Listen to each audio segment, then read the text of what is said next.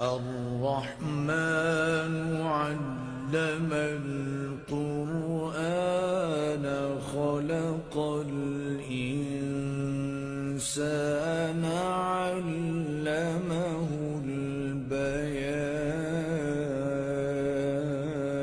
البيان الشمس والقمر بحسبان والنجم والشجر يسجدان والسماء رفعها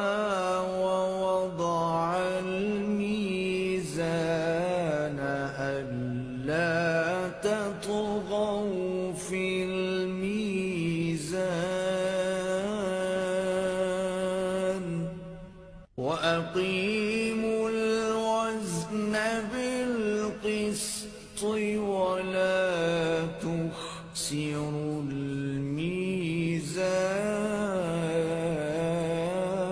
الميزان والأرض وضعها للأنام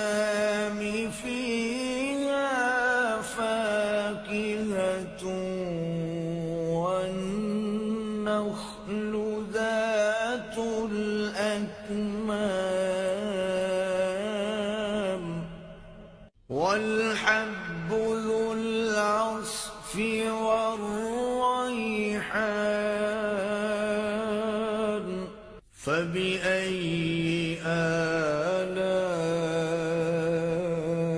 آلاء ربكما تكذبان خلق الإنسان من صلصال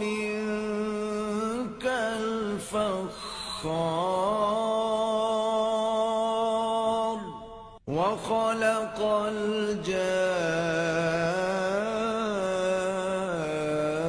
الجان من مارج من نار فبأي آلاء ربكما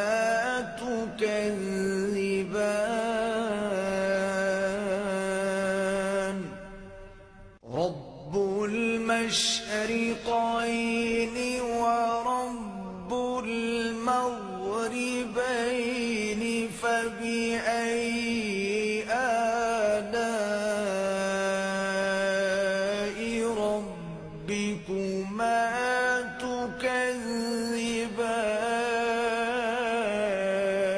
تكذبان مرج البحرين يلتقيان بينهما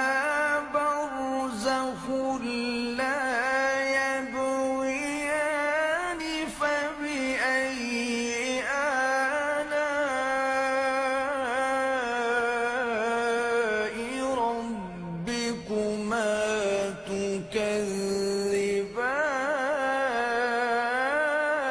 تكذبان يخرج منهما اللؤلؤ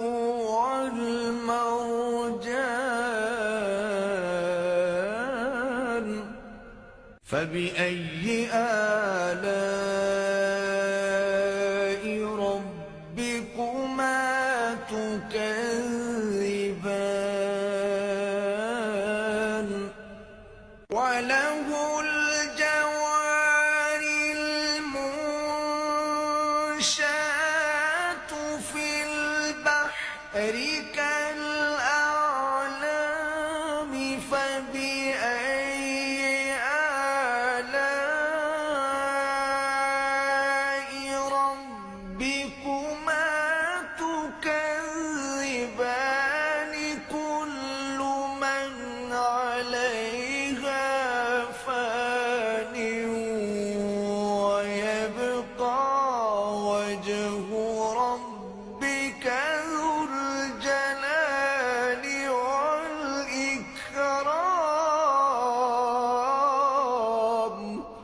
فبأي آلاء ربكما تكذبان يسأله من في السماوات والأرض كل يوم هو في شأن فبأي آلاء ربكما تكذبان سنفرغ لكم أيها الثقلان فبأي آلاء ربكما تكذبان يا معشر الجن والإنس إن استطعتم أن تنفذوا من أقطار السماوات والأرض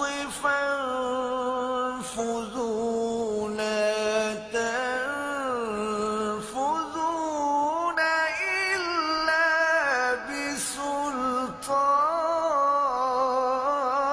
بسلطان فبأي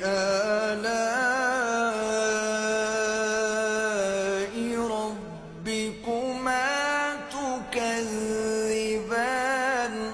يرسل عليكما شواظ من نار ونحاس فلا تنتصران فبأي آلاء ربكما تكذبان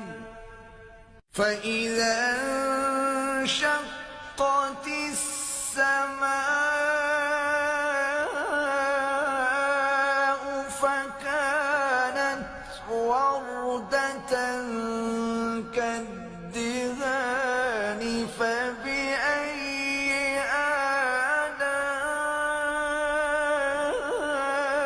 آلاء ربكما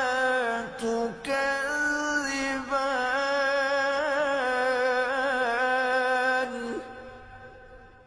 فيومئذ لا يسأل عن ذنبه إنس ولا